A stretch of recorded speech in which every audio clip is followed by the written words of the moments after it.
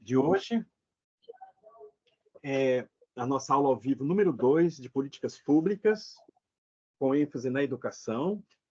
Agradeço muito a presença de vocês, a câmera aberta. Isso estabelece uma certa troca afetiva entre nós, não é? Porque eu gosto muito desse apoio, porque dar aula para bolotas é muito estranho.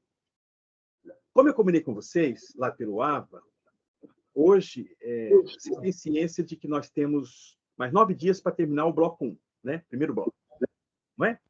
O primeiro bloco é tranquilo, tem ali questões fechadas e uma única atividade discursiva que exige uma escrita de algumas poucas linhas. Eu deixei lá o aviso para vocês, não sei se vocês tiveram a oportunidade de acionar, em que eu pedi para que hoje, nessa primeira parte, alguns minutos, nós dedicássemos a tirar dúvidas, tanto das fechadas como da discursiva aberta. Vocês têm anotado aí alguma questão que mais causou um tipo de dúvida que vocês gostariam de trazer aqui? O que a gente costuma fazer nesses momentos? A pessoa que tem a dúvida tem toda a liberdade de trazer a sua questão, e o meu movimento como mediador é provocar vocês para que vocês mesmas encontrem a resposta. O meu papel aqui é de provocar para que vocês percebam que a resposta é possível ser alcançada se alguma dúvida é sanada nesse movimento. Deixar para a última hora pode ser muito arriscado, porque não podemos trocar isso com o professor, vai estar todo mundo à distância, talvez pelo tira dúvidas, mas nada melhor do que essa situação em que a gente está aqui podendo nos ver e poder trocar coletivamente esse tipo de dúvida. Vocês já têm o primeiro bloco já resolvido? Me contem. Haroldo, Adriana. Pois não? Estamos aí de volta. Sim, isso é muito bom. Ô, Haroldo, mais uma vez te falo, eu gosto de... Eu tenho essa necessidade de primeiro ler tudo para me fazer atividade, não sei nem se é certo. Então, como eu não acabei de fazer meus resumos, eu gosto de estudar fazendo resumo, eu tenho essa necessidade. Então, assim, eu não fiz ainda as atividades, mas já li a atividade discursiva, né? A outra eu não entrei, porque eu não sei se eu entrar, eu posso sair. Mas Você pode. Deixa eu te esclarecer, que você é novato aqui. Fica tranquila, porque enquanto você não bater o martelo, você pode ir simulando respostas. Ah, tá. Achei que não podia. Não, porque isso tudo é um traquejo tecnológico. Existe todo um tutorial para que vocês entrem em contato, mas nesse mundo com excesso de informação, às vezes a gente nem tem acesso aos nossos direitos. Essa informação tem um tutorial que está sempre explícito lá no AVA, de como você procede nessa situação. Então, aqui, o primeiro e o segundo bloco, até que você bater o martelo e enviar definitivamente, você pode deixar respostas transitórias ali. Ah, tá. Então, eu nem tentei entrar. Então, porque aí você tenta entrar para você saber que grau tem aquela questão com dificuldade, para que você, então, saiba o que ela está demandando de conhecimento, de qual módulo você precisa. Sim. É muito importante isso como metodologia de estudo. E não deixar para a última hora, Adriana, porque é a lei de Murphy. Se a gente deixa para a última hora, falta energia no seu bairro. O desespero entra. E aí é sempre o seguinte, nós temos mais de um mês para que façamos esse primeiro bloco, assim como vai ter bastante tempo para fazer o segundo. Mas sempre que possível, é aquela orientação que você já ouviu da turma anterior, mas aqui eu falo que tem muita gente que está caloura aqui. Trata-se, então, de, primeiro, tentar fazer com antecedência, esboçando ali possíveis respostas, até amadurecer. E não deixar para a última hora por causa dessa questão aí de dar problema de envio. E saber que nós temos aqui no AVA 40 pontos preciosos que você pode fazer em casa, pode montar mini grupos, 2, 3 pessoas que aí pelo Teams, pelo Meet, pelo Zoom, vocês se reúnam virtualmente para tirar dúvidas, para estudar junto, porque questões que podem ser problemáticas para você não é para a Ellen, não é para a Luísa, e nem para a Júlia. Questão que para a Júlia não é para você. Então, essa troca é riquíssima. E é uma forma de nós trabalharmos aqui algumas ações que são coletivas, que a proposta EAD dificulta. Essa sugestão de que se monte um grupo da disciplina, um grupo, como você viu hoje lá, há um grupo de currículo, há um grupo de fundamentos da arte, há um grupo de políticas públicas, porque nesses grupos vocês podem fazer essas trocas, não é para uma passar o gabarito para outra, porque isso é uma armadilha. As questões são randomizadas. Então, se é o B para a Luísa, é C e para Ellen, é D para a Júlia. Isso é um perigo, porque elas vêm fora de lugar. Então, é preciso aproveitar os encontros para debater, para discutir. A discursiva pode ser feita coletivamente, encontrando uma linha de pensamento, mas cada uma que fizer parte do grupo, depois personaliza, dá um caráter autoral em 10, 15 linhas, não é um problema. Para que, então, a hora que você envia no formulário próprio, que está lá no AVA, você manda autoralmente para não correr o risco de a mesma resposta vir, porque aqui essas atividades no AVA são individuais. Mas o trabalho em grupo é sempre bom para aprender, não para tirar nota, né? Porque a gente sabe que aqui, na abordagem que eu trabalho libertária, freiriana, nota é uma consequência. Manter os 100 pontos que você já tem, porque desde que nós começamos aqui, todo mundo está com 100. O que acontece é que, ao longo do caminho, a gente pode abrir mão de uma atividade, abrir mão, perder a postagem porque ficou para a última hora e aí o sistema caiu. E uma coisa que eu esclareço para quem ainda não sabe, depois que fecha o tempo lá no AVA, por uma questão de isonomia, porque a maioria consegue mandar. Tem 30 e tantas pessoas aqui. Se 30 mandaram e 6 não mandaram, a isonomia é uma regra estipulada nas orientações da FUMEC. Isonomia, está no manual. Por questão de isonomia, em raríssimos casos, muito excepcionais, talvez por falecimento de alguém muito próximo, talvez tenha algum caso muito raro, que eu não quero que aconteça com vocês, não se abre a atividade que findou. Aí você abre mão de 20 pontos, de 10 pontos, e depois isso pode fazer falta no final, porque a avaliação lá em junho, presencial, vale 60 pontos, mas você não pode ir para a última prova dependendo de todos os 60 pontos. Não é? Isso é perigoso, causa nervosismo. E tem 40. Quem faz bem aqui a atividade no AVA, vai para a prova em junho precisando de 20. E tudo que você fizer é melhor para o seu currículo. Fechar com 100, deixa o seu currículo com o conceito A em todas as disciplinas. Isso é muito bom para um processo seletivo no futuro. Entendeu, Adriano?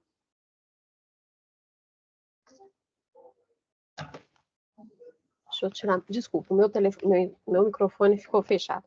Então, eu até achei, assim, na outra aula, né, a aula anterior de currículo, eu adorei, assim, eu como te falei, né, eu sei que eu mudou um pouquinho sua estratégia de aula, mas eu achei muito, muito bacana a gente discutir a questão discursiva, que eu acho que sempre é a mais difícil, né, para todo mundo. E eu achei, assim... Vocês concordam? A Luísa está dando... Eu concordo. Ótimo. Então, leia de novo, naquele mesmo modelo. Talvez outra pessoa possa ler. Tem aqui a Érica como convidada. Oi, tudo bom, professor? Você chegou, Érica? Eu estou bem. Deixa eu te perguntar. Antes da gente ir, né, para a discursiva, na objetiva 2, eu tive muita dúvida. Então, espera um pouquinho, porque você chegou, vamos fazer aqui uma questão, vamos estabelecer uma questão discursiva. de ordem. Não, eu estava aqui presente, eu só estava... tá. Então, a questão é a seguinte, no coletivo aqui a gente estabelece, primeiro, acho que é interessante, a Adriana há de convir comigo, vamos fazer a fechada, que é mais tranquila. Sim, depois... é a primeira que vem também, né, na questão da ordem lá, a fechada, ela vem primeiro para responder. Tem fechada antes e tem fechada depois da discursiva. Então, eu acho que, por uma questão metodológica, vamos acatar a demanda de Érica e depois a gente vai e atende a sua, que é discursiva, que é muito importante. Então, Érica, por favor, lance a sua questão, lendo o texto motivador, e depois, em cada item, a gente vai parando e vai debatendo, tá bom? Tá. No caso, seria a questão 2, que fala, né, sobre... Então, só espera um momentinho, que eu vou chegar com o meu arquivo aqui, mas você já pode começar a ler. É de qual bloco? Então, é o bloco atividade. É o primeiro bloco da discussão das questões fechadas, a questão Então, 2, onde é fala 2 o ou 1? estudo. Então, Oi? é 1, 2. É 1, 2. 2. 1, 2. A primeira, no caso, né, as questões fechadas, a questão 2. A questão objetiva, a questão avaliativa 1 e a objetiva 2. Isso, isso que esse é o código. Então, você já deixou claro, para eu localizar aqui. Tá bem. Avaliativa 1. Pois não, pode falar. Tá, aí seria o seguinte, né? A dúvida toda é que aí a questão é, em relação sobre, né, o Estado e seus teóricos, podemos afirmar. Eu fiquei muito em dúvidas. Não. Érica, Você quer que leia tudo? Vamos com calma, porque, como se trata da gente entender o que o comando está pedindo, nós vamos investir na apresentação do texto motivador. Professor, se precisar, eu tenho todas as atividades impressas. Se precisar que leiam. Então, não, a Érica tem acesso, eu só estou pedindo para ela não ir direto ao texto, ao comando, mas ao texto motivador.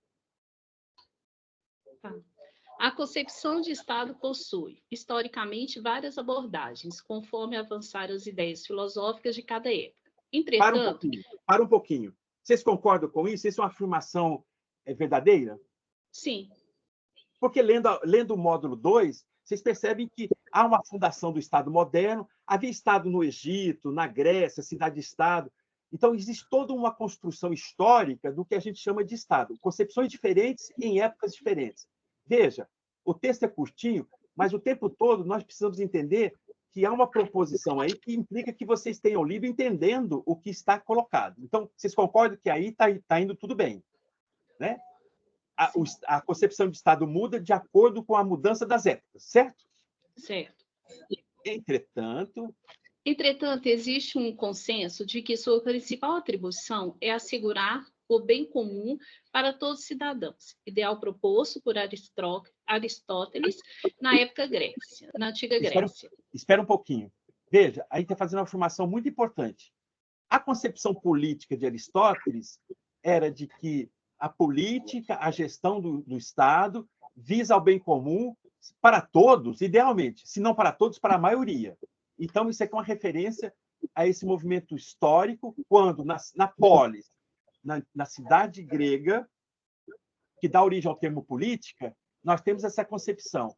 Há um consenso que a principal atribuição do Estado é assegurar o bem comum para todos os cidadãos. Vocês percebem que isso é uma verdade? Sim. Isso. Então, nós estamos fazendo aqui um entendimento, a interpretação daquilo que está sendo posto no texto motivador. Pode continuar. E dessas abordagens decorre a ideia de que o Estado se constitui como um instrumento de dominação do homem pelo homem, ou seja, só o Estado pode fazer uso da força da violência e essa violência é legítima, pois se apoia em um conjunto de normas e leis. E aí vem a questão, né? Aqui já tem uma questão muito delicada.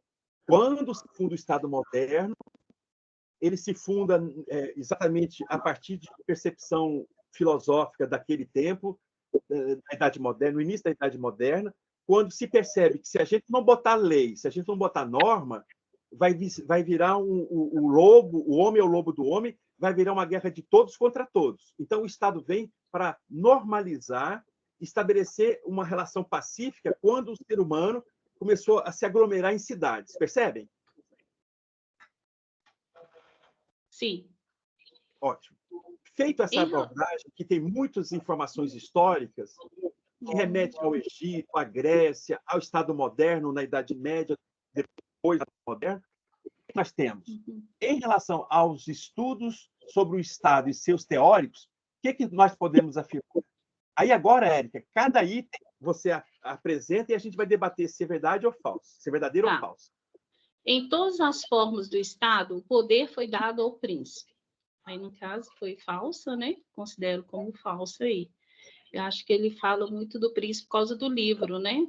Do Maquiavel, que está dando conta de uma situação específica de Florença. Isso. Então, aí é muito tranquilo, porque em todas as formas de Estado é uma afirmação forte. Sim. Isso corresponde ao que acontece na França, na Inglaterra, em Portugal, depois aqui no Brasil, em outros tempos. Não, isso se refere a um contexto bem italiano, florentino. Então, essa resposta, você tem razão, não é boa. A segunda Para é você, a letra B, né? A burocratização desenvolvida pela monarquia europeia foi a base do Estado moderno. Essa eu tive dúvida. Essa eu estou muito em dúvida com relação a essa. Eu acho que essa talvez seja uma opção verdadeira. então, a gente vai trabalhar assim, tanto aqui como em casa, como lá você fazendo a prova presencial sem consulta, a gente leva um lápis, uma borracha e faz uma marquinha. Sim. Você coloca assim, essa letra não é a mesma para todo mundo, não. Em todas as formas de Estado, o poder foi dado ao príncipe. Se você tem certeza, você marca aí um código tipo X. Sim. Essa que você está com dúvida, você marca mais ou menos. Uhum. Tá. A letra C. As transformações do final do período feudal caracterizaram a ascensão do poder monárquico. Essa eu coloquei falsa. Quê? Eu não... É a verdadeira? Ainda bem que não tem que justificar, né? É. Não, isso é porque eu pesquisei. E não caracterizou pelo poder monárquico, né? O período feudal final, na verdade, foi por outro poder, não foi? Eu lembro que eu pesquisei aqui, eu até anotei. O que as colegas acham? Por que essa aqui é boa ou não é boa? Eu tenho até anotado. Tá. Pelo que vocês já leram, por que essa pode ser uma boa resposta ou não é uma boa resposta?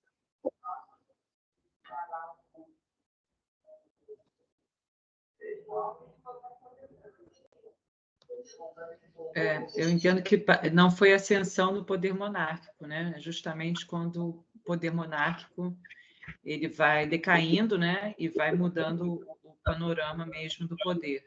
Exatamente. Então, é nessa direção. Havia ali um Estado absolutista, não é? Os primeiros são absolutistas. Sim. O rei ainda tinha uma relação muito forte com o aspecto religioso. O rei e o príncipe eram divinamente colocados no poder. Olha só a falácia. Por isso que tem o sangue azul, por isso que passa de pai para filho, né? O rei passa para o príncipe, como acontece na Inglaterra até hoje, não é? Morreu a rainha, não assumiu o Charles, mesmo idoso. Essa proposta ela é antiquíssima. Então, ela vem, e é esse o problema. Nós estamos vivendo uma transição. Quando se funda o Estado moderno, as condições culturais, econômicas, sociais daquele tempo, do 15 para o 16, do 16 para o 17, exigiram mudanças. E esse tipo de poder começou a ser lentamente criticado até que chegue uma proposta de Estado em que você rompe com essa ideia, não aceita mais o poder vindo de alguém que tinha uma origem, um poder que tinha origem divina, porque há uma separação entre Estado e religião, entre Estado e Igreja. Né? No caso, a católica, hegemônica, poderosíssima. Não é? Muito bem. Então, vocês têm razão. Essa aqui também, podemos marcar lá um X, que não é boa. Próxima, Érica. O Estado, como organização política, se origina nos movimentos da burguesia. Essa eu tive dúvida. Essa também eu fiquei na dúvida. Sim ou não? Não, aí é uma questão de noção histórica, de fazer a leitura compreensiva do módulo, ou aquela formação que a gente teve de história no ensino médio. A burguesia, imagina, só para você ter uma ideia, Érica, nós estamos falando aqui em relação ao Estado e suas concepções, os seus teóricos, quando se fala que o Estado como organização que se origina nos movimentos da burguesia, nós temos um problema. Precisa saber quando que surgiu a burguesia e quando surgiu o Estado. Basta você você faz essas duas perguntas para si mesma. Para saber se essa resposta é boa ou não, pelo estudo do módulo, perceber quando que se funda o Estado moderno, com Hobbes, com Rousseau, com Locke, e depois você veja quando que surgiu o movimento da burguesia. É assim que você resolve esse problema. Muitas vezes as alternativas não estão explícitas no texto, Érica, mas depende da sua formação, dos seus conhecimentos prévios, de tudo que você estudou na sua vida até chegar aqui. Alguém pode ajudar a Érica? qual que é o problema dessa questão, dessa alternativa, dessa alternativa aí?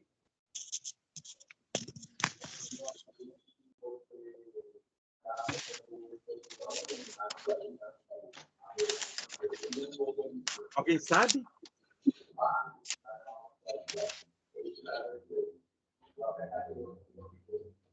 É porque a burguesia veio muito depois disso? A burguesia não é uma coisa tão antiga, né? Assim, não, muito bem. A burguesia é algo, é uma organização da sociedade na Europa que surge depois da Revolução Francesa. Né? Então, a burguesia surge com um processo de industrialização, uma certa camada que começou a deter os meios de produção, da transição do artesanato para o processo industrial. Então, essa camada que vai se enriquecendo, ela não podia se distinguir e se aproximar da realeza, da elite no poder, porque ela não tinha sangue azul, não tinha origem daquela tradição. Então, às vezes, é uma pessoa tão rica como o rei, mas que não fazia parte da corte. Então, aí é uma venda de títulos, né? Conde, você percebe? São títulos que são dados da nobreza para as pessoas que se enriquecem num processo que é muito recente, 18 e 19. Então, a burguesia surge no final de 18, depois da Revolução Francesa, e essa discussão do Estado está ali no século XVI, XVII, bem anterior. Então, assim que a gente entende que essa aqui não é uma boa também. Muito bom. Próximo. Deixa eu só tirar aqui. Uso da força pelo Estado se refere à sua atuação internacional. Essa, para mim, é falsa, então acho que ficamos com a B mesmo. Sim, essa é falsa por uma simples razão. Esse Estado que se funda aí na modernidade e está aí até hoje, baseia-se no seguinte: foi colocado por essa forma normativa que é prerrogativa do Estado o uso da força e da violência para fins de manter o Estado democrático de direito atualmente. Né? Então, nesse caso, o uso da força pelo Estado se refere à sua atuação internacional. Isso é quando você entra em processo de guerra. Mas a força física que se refere aqui é o uso interno. É um distrator evidente. Conclusão, Érica, qual é a melhor resposta? A letra B, com certeza. Aí. Não, letra B para você. Que a burocratização desenvolvida pela monarquia europeia foi a base do Estado moderno. Então, cuidado, é para você, mas não é para todo mundo. Ah, tá. Porque isso aqui é randomizado.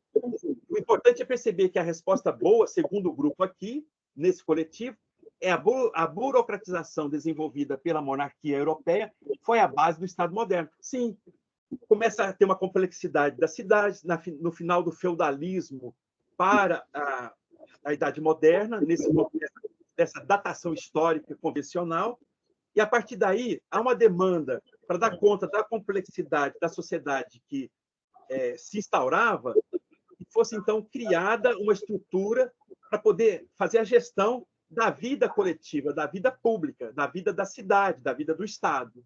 Entendeu? Tá, ótimo. Obrigada, viu, professor? Mais alguma questão fechada que vocês queiram trazer antes da Adriana ler a questão discursiva? Não há, podemos ir direto lá, Adriana.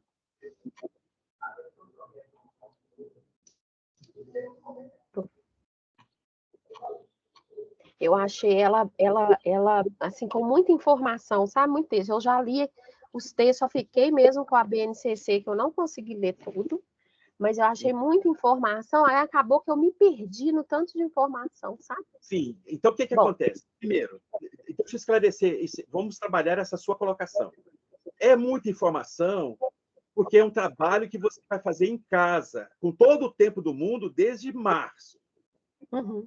E outra coisa, como eu falei para você na anterior, o fato de a gente trabalhar longos textos aqui desde o primeiro período, com certo cuidado, é preparando vocês para a realidade do mundo dos concursos, da vida real de vocês. Então, o ENAD é assim, um concurso para a prefeitura é assim, um concurso para o Estado é assim. São questões longuíssimas que exigem uma manutenção da atenção e um cuidado para entender o texto motivador ou vários textos e depois associar esse texto com o comando que se quer explicitar na questão. Então, certamente, o que está posto aqui está longe de ser um longo texto típico de concurso e o PNAD, mas para quem está chegando, às vezes dá um susto. E outra coisa, sabendo que é assim, raramente, nas provas do primeiro período, do segundo período, em que eu estou professor, vocês terão questões longas, porque, primeiro, vocês estão começando, e segundo, vocês têm 4 provas ou mais para fazer no mesmo dia.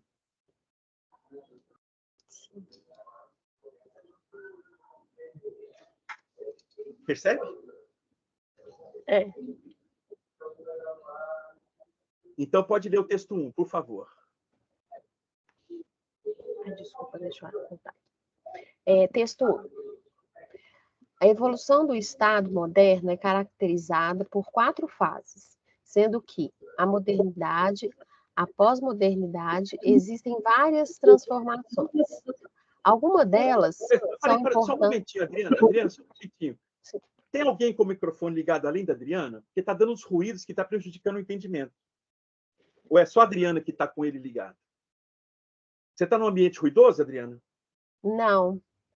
Então, vou tentar de novo. Era algum microfone aberto que dava um problema aqui. Então, pode ler de novo com calma. Tá, você quer que comece de novo? Você começa de novo e em cada ponto separe e a gente debate. Tá bom. A evolução do Estado moderno é caracterizada por 4 fases, sendo que a modernidade, a pós-modernidade, existem várias transformações. Muito bem, pode continuar. Algumas delas são importantes para compreendermos a realidade atual na terceira década do século XXI, como, por exemplo, o estado de bem-estar social ou estado gerente, onde a primícia básica é: cabe ao Estado gerenciar os conflitos e contradições da sociedade. Uhum. Isso visando garantir... Pode continuar. Não, achei que você... Visando garantir os direitos sociais, ou seja, o estado de bem-estar social é uma concepção que abrange as áreas sociais, políticas e econômicas e que enxerga o Estado como a instituição que tem por obrigação organizar a economia de uma nação e prover os cidadãos o acesso a serviços básicos como saúde, educação e segurança. Aí paramos. Veja, está muito claro. Aqui eu apresento uma variedade de concepção de Estado e o próprio texto, com muita calma, você lê com muita atenção, ele já vai explicitando o que é o estado de bem-estar social e depois ele vai fazer o contraponto com o Estado neoliberal. De tal forma que o próprio texto já traz informações fundamentais para aquilo que se pede mais abaixo. Perceba? Sim. Então, agora vamos ver o que é o Estado neoliberal. E o Estado neoliberal que defende a liberdade de mercado e o afastamento do Estado na produção de bens e matérias, matéria-prima, como, por exemplo, o refinamento do petróleo, e na intermediação das relações entre patrão e empregado. Isso. Muito bem. Pode continuar? Pode continuar. Está bem clara a definição. Sim. Muitas são as críticas a esse tipo de Estado. E principal... Último. Desculpa, não escutei? Você pulou a palavra último. Desculpa.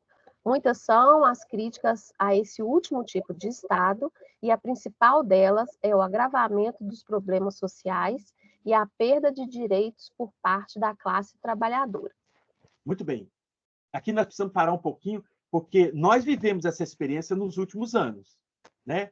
Existe aí uma tendência no mundo, desde os anos 80, o Estado liberal, que veio lá com a Margaret Thatcher, com o Ronald Reagan, mas que depois foi se alastrando para o mundo e foi se transformando dos anos 80 do século XX para cá, de tal forma que no século XXI nós passamos por um avanço dessa ideia que ficou mais radical, e nós chamamos de Estado neoliberal. É um avanço daquela ideia de tirar todas aquelas condições que o Estado de bem-estar que vingava na Europa até então, nós fomos tirando aqueles direitos, condições de os serviços básicos, o acesso para todo mundo a serviços básicos, como saúde, educação e segurança, isso foi sendo tirado paulatinamente em várias sociedades na Europa, nos Estados Unidos, e aqui nós temos, então, essa condição de reduzir ao Estado a um Estado mínimo. E aí, conclusão, quando você tira todo esse apoio para a classe trabalhadora, nós aumentamos os problemas sociais, o empobrecimento e também a perda de direitos, como aconteceu no Brasil nos últimos anos, dos anos 2013, 14 para cá, quando houve uma reforma trabalhista em que aumentou, vocês todas sabem, quem trabalha sabe, quem está fora de um certo regime, de uma certa data, vai ter que trabalhar muito mais para se aposentar. Vocês estão cientes disso? Uhum. Então, isso é efeito desse Estado neoliberal. Porque antes você podia aposentar com 40 anos, com 50, a aposentadoria era integral. Aí foi tendo todo um processo que a gente está chamando aqui do Estado neoliberal, em que a elite no poder foi restringindo os benefícios da classe trabalhadora, mas sempre tentando manter os benefícios da classe dominante, da elite do país. Muito bem, pode continuar. O contexto contemporâneo. O contexto contemporâneo do Estado registra a expansão do neoliberalismo como uma forma predominante e sua visão de resolver os problemas de mercado ligada aos interesses dos grandes aglomerados empresariais. Dos grandes conglomerados. Conglomerados, desculpa. Não precisa se desculpar, não. Você não tem culpa de nada. É porque a gente está lendo, e se a gente falar uma palavra que não muda o raciocínio. Texto 2.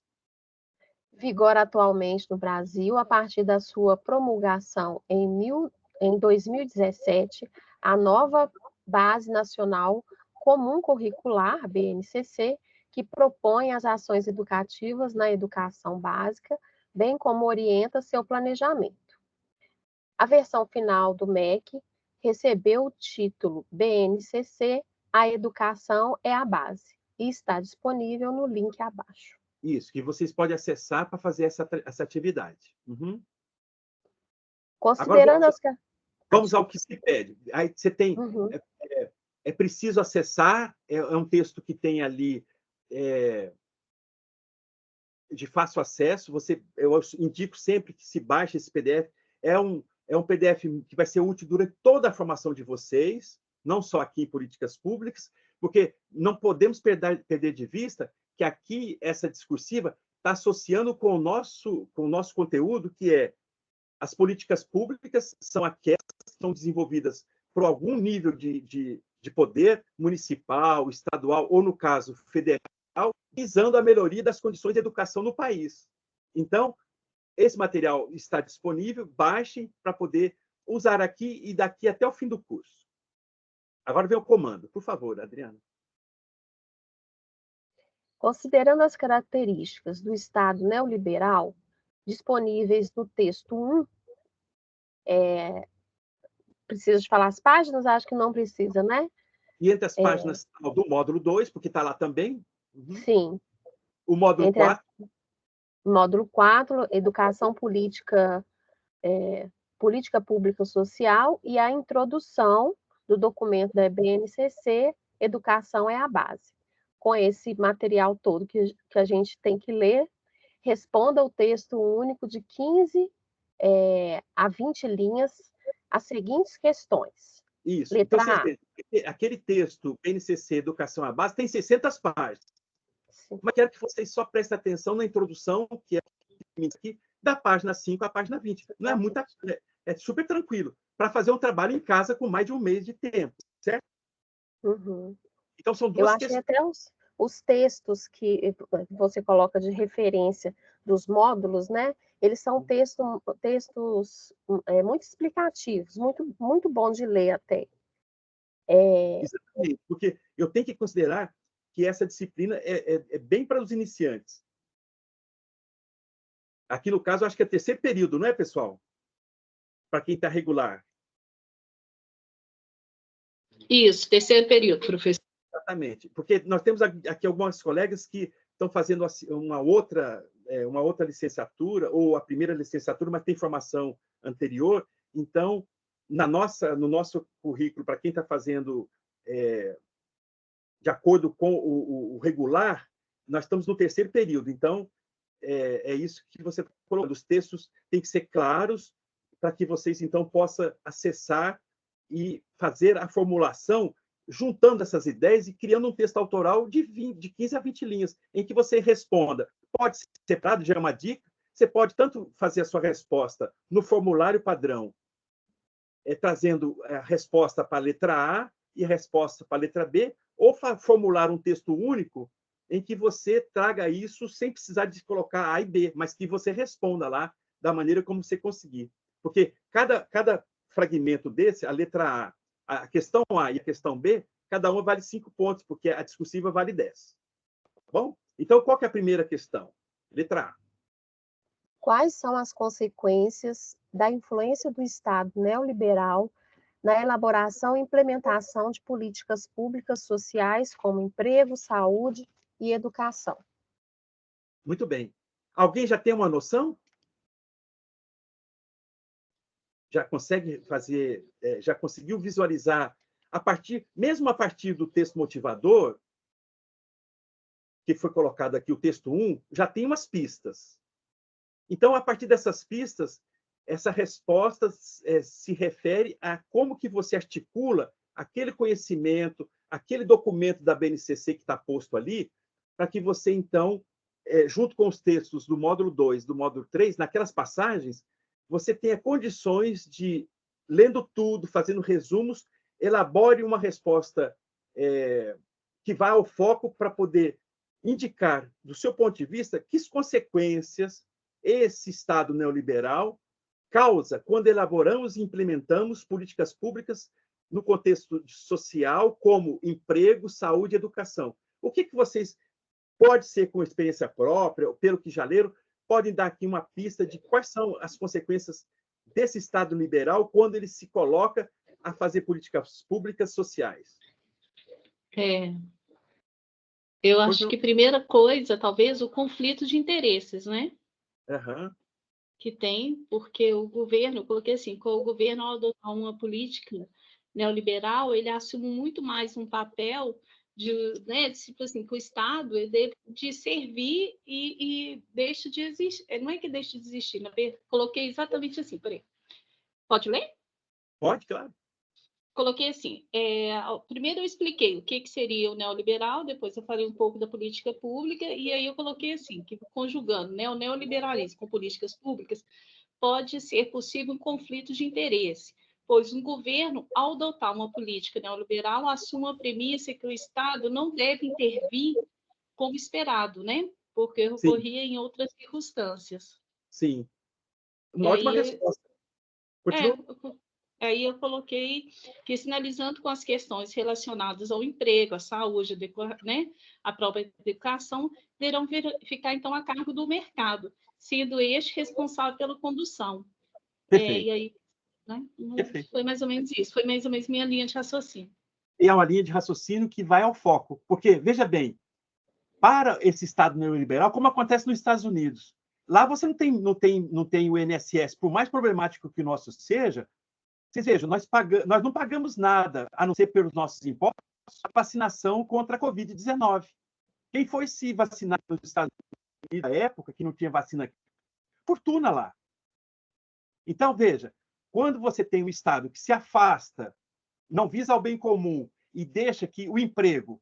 Essa é a história dos motoqueiros do iFood. Você é empreendedor de si mesmo, você é o patrão de si mesmo. Seja empreendedor. O que acontece? Você deixa uma juventude que não tem escolarização decente, que não teve educação crítica, ao se tornar empreendedor de si mesmo, quando ele se acidenta, quando a moto quebra, é tudo por conta dele.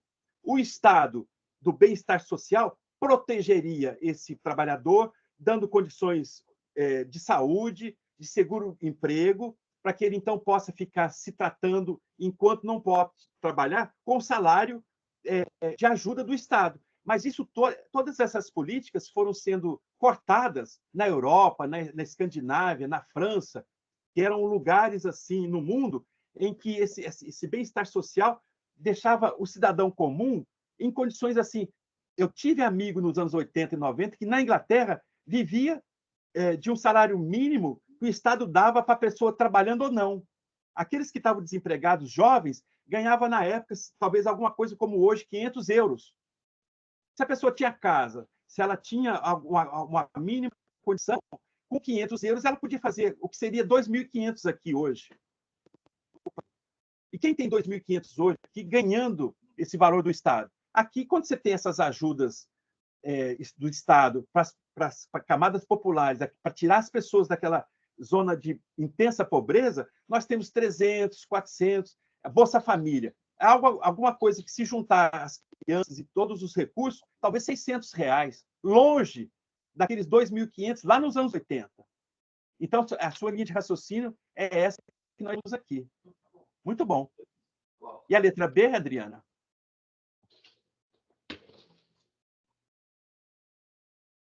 Desculpa, eu esqueço o microfone. A BNCC é uma política pública? Por quê? Aí essa aqui eu entreguei de bandeja. É só para ver se vocês conseguem raciocinar e argumentar. Como é que vocês podem argumentar? É ou não é? Quando você instaura uma discussão que foi mais ou menos democrática e instaura você substitui como organização curricular da educação básica no Brasil, você tira os PCNs, que estavam vigorando até 2017, depois 18, 19, e passa a ter uma base que todo o seu planejamento deve se referir àquela metodologia colocada lá, toda essa ação que tem a ver com uma intenção de melhorar a educação pública no Brasil e, por extensão, a educação privada também, porque as escolas todas têm que obedecer esse caminho, esse tipo de formulação, como a gente deu aquela primeira aula, em que a gente apresentou os ciclos das políticas públicas, a essa altura, vocês têm condições de afirmar com muita coragem, BNCC, essa Base Nacional Comum Curricular, é ou não é uma política pública? Sim, é. Muito bem. Como é que você responde agora, em 5 linhas, por que é uma política pública?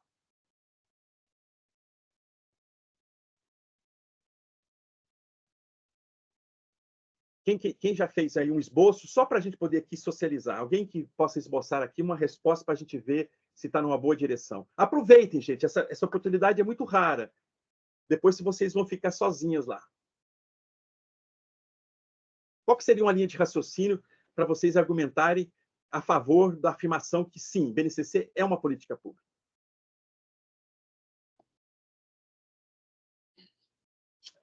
A gente poderia ir pela linha que, justamente por ela querer criar uma base de deixar o ensino igual, tanto para a pública quanto para a privada, que os indivíduos tenham a mesma capacidade na hora de procurar uma vaga de emprego, assim, eles vão estar no mesmo nível. Esse é uma linha de raciocínio que eu pensei, assim, né? É por aí mesmo. Porque se é uma política pública, está visando deixar todo mundo no mesmo nível, né? Você vai melhorar, né? Assim, ajudar as pessoas que precisam. Dá licença, filho. Exatamente, ajudar, porque né? lá em cima nós afirmamos que esse Estado, um Estado interessante, é aquele que tem a função de fazer com que o bem comum seja acessível, esteja disponível, se não para todos, como sonhava Aristóteles, pelo menos para a maior parte da população. E o que a gente vê no Brasil é o contrário. Aqui sempre tem, aproveita do Estado a camada sempre da elite. Vejam vocês, quando a gente pensa no acesso por meio da educação às universidades federais, que são pagas com dinheiro público, antes das ações afirmativas, quem que sempre estava lá ocupando a maioria das vagas antes das cotas?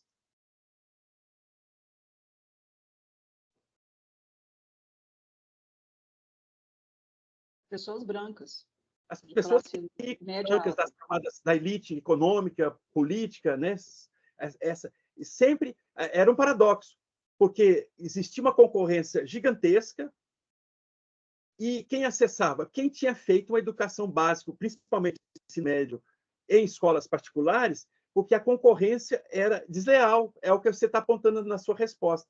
Quando você tem uma política pública que exatamente visa diminuir a desigualdade social, por meio de uma política, de um documento que define os conhecimentos, as competências, as habilidades que devem ser desenvolvidas ao longo da educação básica no Brasil, todas as redes de ensino, tanto públicas como privadas, esse tipo de política, como a BNCC nós definimos que foi elaborada exatamente pelo Estado, por meio de um processo participativo, que sofreu muitas críticas por ter sido aprovada a toque de caixa durante o governo Temer, e não ter sido tão discutido democraticamente como foram os PCN. Isso é historicamente, envolvendo diversos atores da área educacional, e tem como objetivo isso que você colocou, orientar as práticas pedagógicas e o planejamento curricular em todo o país, de norte a sul, de leste a oeste.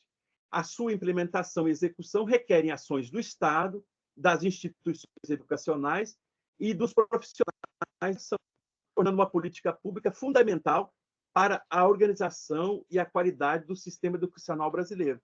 Se a gente alcançar isso, nós vamos, então,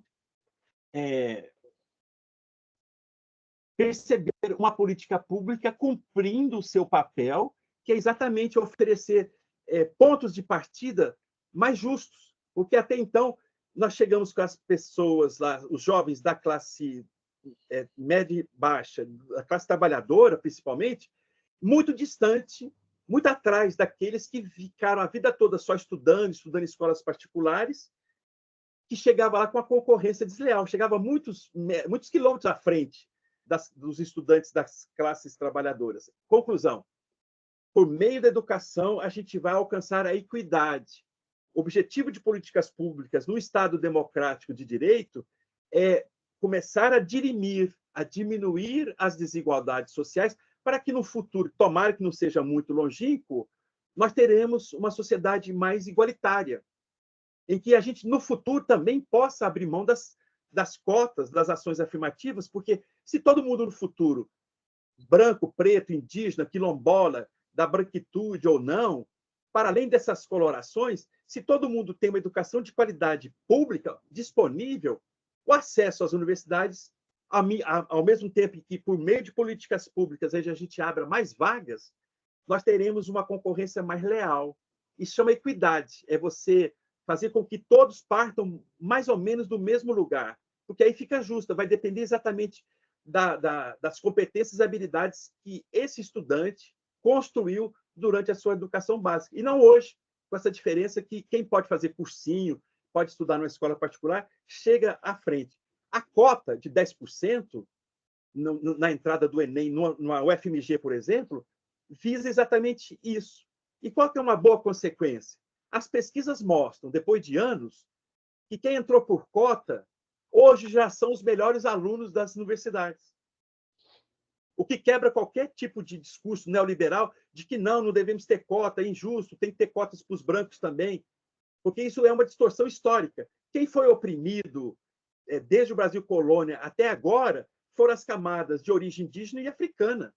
Então, esses precisam de um apoio. Agora, se é um pobre branco, se vem das camadas populares e estudou sempre em escola pública, quem estudou em escola pública sendo branco também tem acesso aos 10%. É justo, não é? Então, você faz aí tanto uma distinção por etnia, por origem africana, quilombola, indígena, como também por uma questão, se a pessoa estudou a vida toda na escola pública, isso te dá direito a pedir, a entrar na disputa por cotas. Você tem os 10% a mais na disputa. Até fica bem justo, lá no futuro.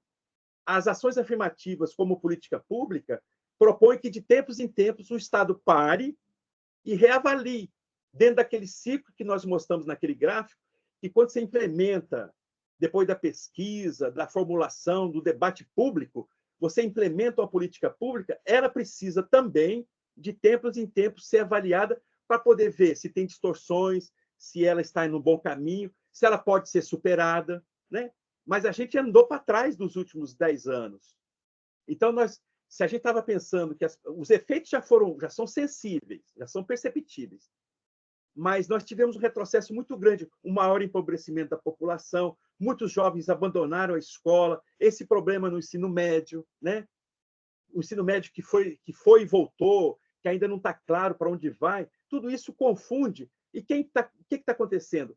Os jovens da classe média, média alta, continuam estudando, dedicando 24 horas só a estudar, e não estão passando por esse tipo de problema, porque tem cursinho, tem aulas complementares, tem tudo um aparato que não é acessível para quem vem das camadas populares da classe trabalhadora.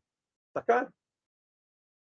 Então, veja, é uma questão que tem um primeiro movimento que pode parecer complexo, mas se você vai lendo, vai respirando, vai debatendo com as colegas, vai ficando claro que o que eu estou promovendo para vocês, primeiro, ao apresentar uma questão minimamente complexa, é um respeito à inteligência de vocês. Não se trata de formular uma questão discursiva em que você vai, copia aquele texto, acha ele prontinho no PDF. Seria um atentado à inteligência de vocês. Seria fácil para o professor?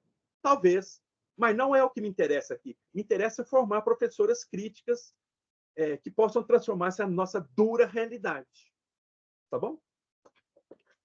Olha, queridas, nós estamos aqui com alguns minutos. Veja, nós acabamos fazendo aqui toda uma contribuição muito mais indicando como estudar, indicando a formação de pequenos grupos pelo WhatsApp para estudar, fazendo com que vocês percebam que o susto inicial tem a ver com, primeiro, dedicar tempo, sempre que for proposto uma atividade, fazer ela com bastante antecedência, não deixar para a última hora, porque fica tenso. Se você vai deixar para fazer todos os primeiros blocos de 4, 5 disciplinas, na última hora você vai fazer uns mais bem feitos do que outros. Então, não é bom. Embora tenhamos 9 dias, mas 9 dias que têm que ser muito bem aproveitados, porque quem trabalha vai ter muito pouco tempo de fazer isso. E não dá para você chutar, não dá para fazer correndo, porque depois você vai fazer uma resposta mais ou menos, vai deixar de aproveitar toda essa pontuação aí de 10 pontos para cada discursivo. Então, é uma indicação metodológica que eu estou indicando para vocês. Então, hoje, nesses minutos finais, nós podemos ficar mais 10 minutos, eu vou fazer umas provocações para vocês, para que vocês percebam que estudar sozinho políticas públicas, sem uma interlocução com o professor, sem uma interlocução com as colegas, pode parecer, inclusive é sintomático. Hoje nós estamos com uma frequência muito boa aqui. Talvez 1/3 da turma esteja aqui, que é muito bom. Mas quando a gente tem, assim, às vezes, um abandono, a pessoa prefere assistir a aula gravada porque pode achar tedioso o tema das políticas públicas. Mas eu reforço o que eu disse para vocês na primeira aula. Para quem é futura professora, para quem se viu na condição de pensar em trabalhar na direção da pedagogia, do trabalho com educação, dominar o conteúdo das políticas públicas com reflexo na educação é fundamental para a construção de uma percepção crítica do mundo. Vocês perceberam? Envolve história, envolve noção filosófica, envolve conhecimento geográfico, envolve conhecimento. Tudo que você construiu na educação básica não é para ficar lá parado. Quando a gente colocou aquela provocação, porque a burguesia é o Estado moderno. Olha, o que demanda, para quem tem uma boa formação em história na educação básica, a pessoa pensa, não, foi o que vocês me responderam.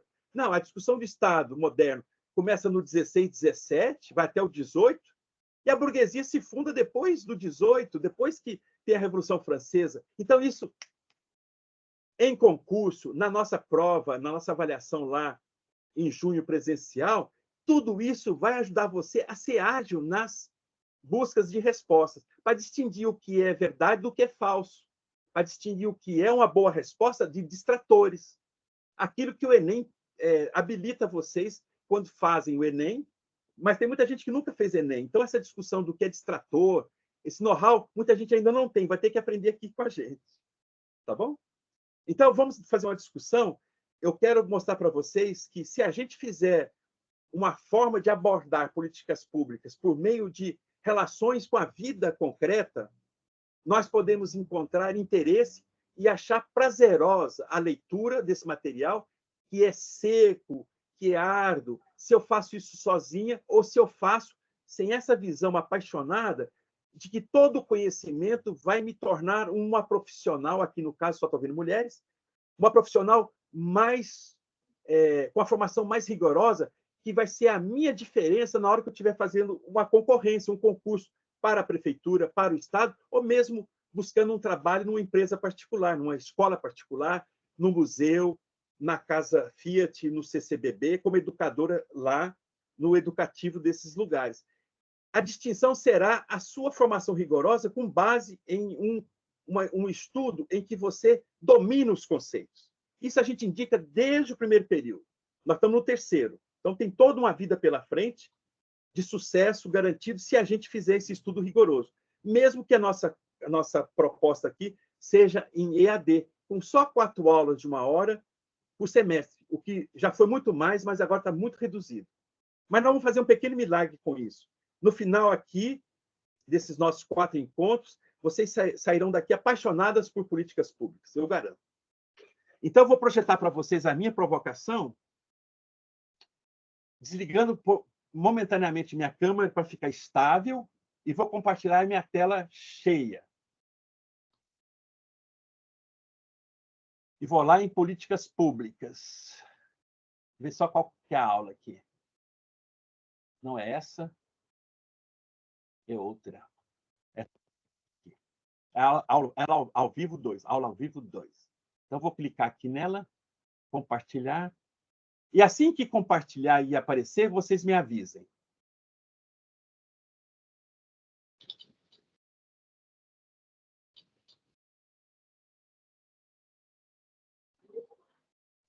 Já apareceu?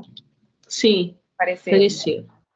Muito bem. Então, hoje, qual que era a minha intenção? Eu planejei e uma parte eu vou conseguir alcançar. É assim que é uma aula real. Nós gastamos uma energia muito rica na dúvida do primeiro bloco, dúvidas no caso, tivemos uma fechada, uma discursiva. Agora, vamos analisar por que a educação fraca favorece populismo de direita e relacionar com políticas públicas. Faltou um azinho um pouco depois.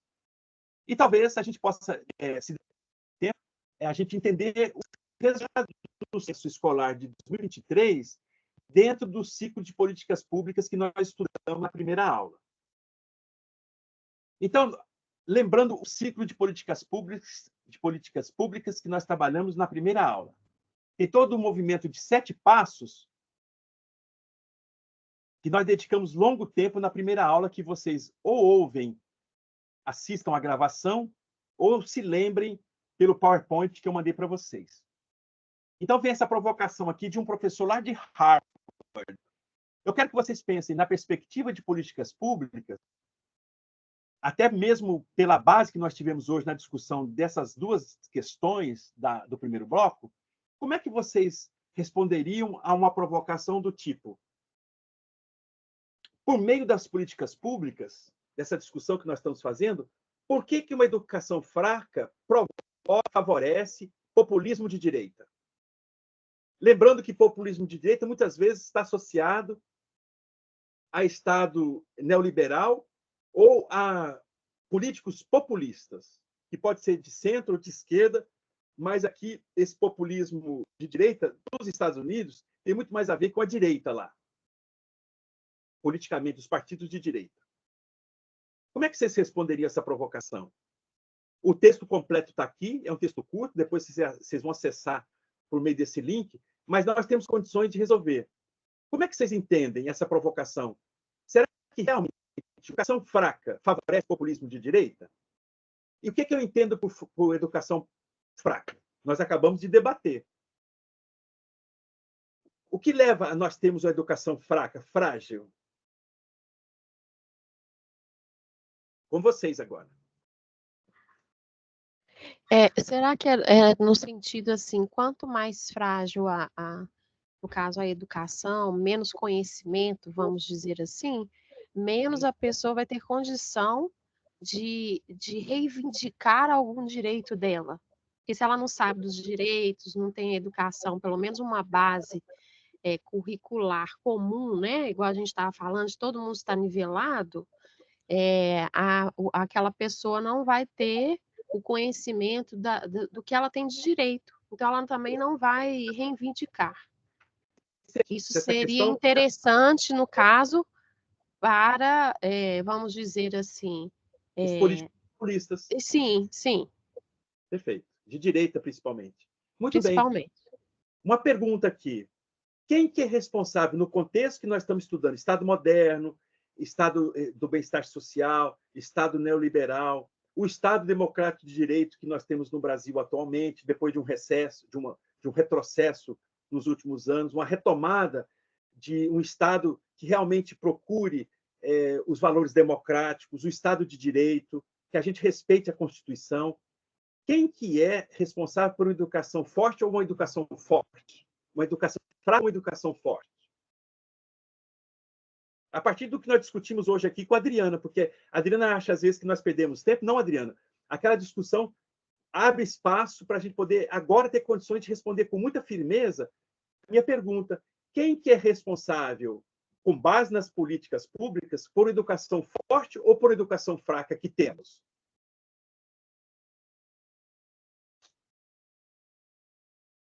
O próprio governo, não? É o Estado, né? É o Estado, né? O Estado, nos seus 3 níveis. Aí você responderia assim: é responsável pela educação fraca o Estado, o governo federal, o governo estadual e o governo municipal. O que nós vemos? Às vezes o governo federal está com políticas neoliberais, mas nós temos no Piauí, nós temos no Ceará, algumas ilhas em certas cidades do interior em que você tem lá as avaliações que são feitas pelo MEC, aquele projeto de avaliar de tempos em tempos as crianças no ensino fundamental, ou mesmo o Enem. Que estados têm mais notas 1000 em redação? Não está no Sul. Minas Gerais, às vezes, é o único que aparece ali com uma certa contribuição, mas muitas vezes, redações Enem com nota 1000, ou seja, boas redações, ótimas redações, acontecem em estados do Nordeste, que politicamente sempre foi tido como estados submetidos ao populismo. Mas há determinadas políticas municipais, em alguns municípios do Brasil afora, em que a educação está avançando. Ela está deixando de ser fraca para ser educação forte e transformadora, na linha que o Freire propõe. Então, vocês foram ao ponto. Educação fraca ou forte sempre tem a ver com políticas públicas nos 3 níveis. Uma organização ampla, um guarda-chuva que é oferecido pelo Estado federal, pelo governo federal, como vocês responderam, mas depois aquilo tem que refletir numa governança estadual e no nível municipal. Dando um exemplo de Belo Horizonte, que eu conheço bastante. Eu trabalho desde 2007 fazendo formação em artes visuais nas UMEIs de Belo Horizonte, na educação infantil. O que a gente percebe? Já é verificado pelas pesquisas, já é quase senso comum, que em Belo Horizonte a educação municipal tem maior qualidade do que a estadual. Vocês já ouviram essa afirmação? Já sim. Isso é constatável, porque durante muito tempo nós tivemos governos muito mais democráticos, muito mais interessados em fazer uma formulação de uma política municipal de educação através da SMED, porque a gestão das UMEIs é municipal em todo o estado, pela instituição, por essa estrutura do MEC. Quem cuida do ensino da educação infantil e do Fundamental 1, muitas vezes é o município. O Estado entra, muitas vezes, com o Fundamental 2 ou Fundamental, mas principalmente com o ensino médio. Vocês vejam como é que está o ensino médio em Minas Gerais. Ou pensando em Belo Horizonte, tem filho ou filha estudando ensino médio público, vocês vejam o caos que está. Porque existe todo um problema de condições materiais, condições salariais das professoras, greves, uma série de circunstâncias que tem a ver com a política pública estadual em Minas Gerais, de uns anos para cá, com relação ao que se faz visando a educação de qualidade. Se busca ou não a educação fraca ou forte. Pelo que vocês conhecem, se nós já concluímos aqui que a educação municipal em Belo Horizonte tende a ser forte, como é que está o quadro para vocês da educação estadual? Aquilo que é responsabilidade do governo de Minas Gerais. Como é a educação?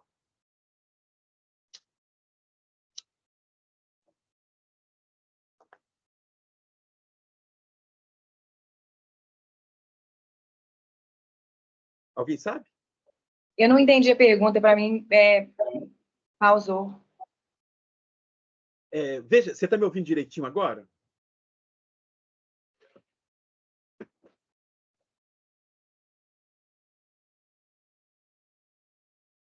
Vou voltar aqui a entrar em contato com vocês. Vocês estão me ouvindo? Sim. Tá. Então, a minha Estamos. pergunta é, se a gente chegou a um consenso aqui, que a política pública em Belo Horizonte para a educação infantil, o trabalho nas creches conveniadas, o trabalho nas UMEIs, Unidade Municipal de Educação Infantil, nós já percebemos que, muitas vezes, algumas práticas em creches conveniadas, tem algumas práticas em UMEIs. Eu dou um exemplo aqui, é o MEI Timbiras, onde eu já fiz formação, onde eu tenho ex-alunos da pós-graduação aqui da FUMEC atuando lá na educação infantil por concurso. A educação nessas UMEIs e nessa creche em que eu trabalho são de ponta. Tem uma qualidade por causa do corpo docente, com formação continuada, verba pública municipal para a formação continuada das professoras e professores. Então, é consenso que a qualidade está sendo buscada no município. A minha provocação foi, pelo que vocês conhecem, pelas notícias, pela experiência de vocês, como é que está a educação estadual em Minas Gerais?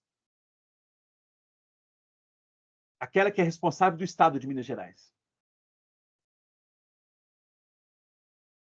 Respondam, vocês não têm perigo, não tem problema de se não for ao alvo, mas é importante tentar responder.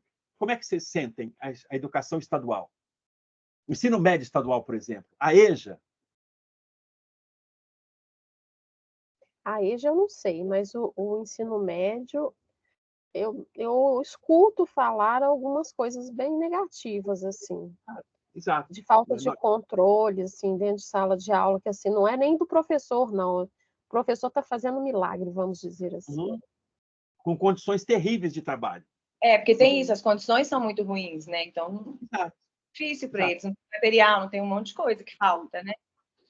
Por causa de condições de salário, às vezes a pessoa sai de um turno, vai para o outro, emenda. Às vezes dá aula de manhã, de tarde, à noite dá aula na EJA. Para poder ter um salário mínimo, juntando tudo, para ter uns 5 mil, que com os impostos cai para 4, para sair dos 2, quando muito 3, que não dá conta de sustentar uma família, quando a pessoa está sozinha lá. Então, veja, isso tudo tem a ver com políticas públicas, essa consciência da importância de nós percebermos que as políticas públicas têm repercussões profundas no sistema educacional brasileiro, municipal, estadual e federal. Federal, quando a gente discute a educação na Federal aqui de Belo Horizonte, na UFMG, que pelo 3º ano consecutivo, é a melhor federal do Brasil. Gente, isso é motivo de orgulho. Eu fico super feliz, estudei lá, fiz minha graduação e meu mestrado na UFMG. A gente fala com a boca cheia. É uma federal paga com nossos impostos. Com as cotas afirmativas lá, tendo excelentes alunos vindo das cotas. Não é à toa que ela está nesse lugar há 3 anos, pelo menos. É uma das melhores do Brasil há muito tempo, mas há 3 anos é a melhor do Brasil.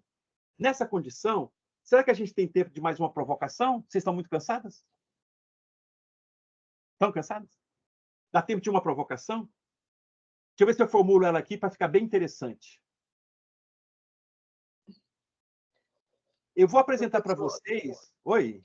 Enquanto você abre aí, ainda que as condições de trabalho para os professores na rede estadual sejam bem piores, a gente escuta, né, falas bem negativas, como a Adriana trouxe, na rede municipal de Belo Horizonte, a SMED, eu até coloquei aí no chat que recentemente ocorreram fatos também bem delicados. Então, quer dizer, ser professor, seja na rede municipal, seja na rede estadual, é bem desafiador. Exatamente. Então, a sua colocação é complementar, porque nós enfatizamos os aspectos positivos. Você trouxe a dura realidade. Se em boa parte das UMEIs o trabalho está sendo feito com muito mais qualidade do que em boa parte daquelas escolas que está por conta do Estado de Minas, isso não exime que há determinados locais, determinadas comunidades em que isso não está acontecendo. Isso é muito bom, isso é choque de realidade. Sua contribuição é muito... olha que interessante. Ah, não. Achei que tivesse. A legenda está em várias línguas aqui. É um problema de configuração. Mas foi a Fernanda que falou, né, Fernanda? Foi a Fernanda? Tá. Fernanda, é isso mesmo. Nós temos aqui, então, uma condição de que é preciso, então, com esse crivo, sempre estar atento, porque não existe milagre. E não, nem tudo está... Ela está longe de ter a mínima proximidade do ideal. E a sua colocação é muito boa. Mas, pensando bem, o que eu ia apresentar agora vai demandar mais 10 minutos, aí eu acho que é pedir demais. Nós estamos aqui desde as 8 da manhã, eu e muitas de vocês, então eu prefiro começar a terceira aula com essa provocação e terminar aqui, porque nós já avançamos bastante. Vocês perceberam aí uma possibilidade de compreender com muito carinho o que o material está oferecendo para vocês, e a minha indicação é, nessa semana, 9 dias que faltam para a entrega do bloco 1, do primeiro bloco, tentem montar pequenos grupos de estudo, de debate, para que fique interessante e fique menos espinhoso, menos árido, fique menos árido esse estudo de políticas públicas, porque, às vezes, como isso não é uma experiência que nós tivemos na educação básica, é daquelas disciplinas aqui que são só acadêmicas na universidade, não é geografia e história, que você pode ter tido ótima formação básica. Então, eu encerro sempre fazendo aquela pergunta que eu costumo fazer. Fez algum sentido para vocês o debate de hoje?